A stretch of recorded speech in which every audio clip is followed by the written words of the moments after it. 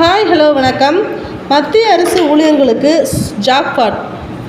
மத்திய அரசு ஊழியர்களுக்கு அகவிலைப்படி உயர்த்தப்பட்டதை அடுத்து அதன் மூலம் அவர்களின் குழந்தைகளுக்கான கல்வி உதவித்தொகை மற்றும் விடுதி மானியம் உச்சவரம்பு அதிகரிக்கப்பட்டுள்ளது.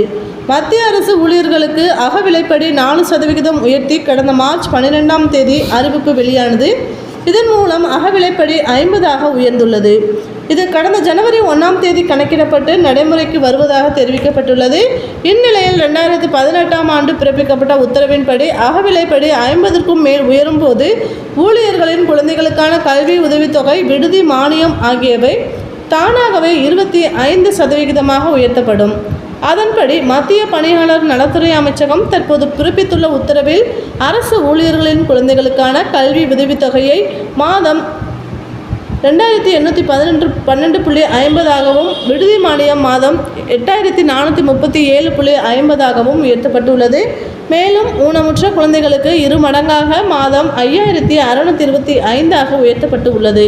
மாற்றுத்திறனாளி பெண் ஊழியர்களுக்கு குழந்தை பராமரிப்புக்கான சிறப்பு உதவித்தொகை மாதம் 3750ஆக உயர்த்தப்பட்டு உள்ளது.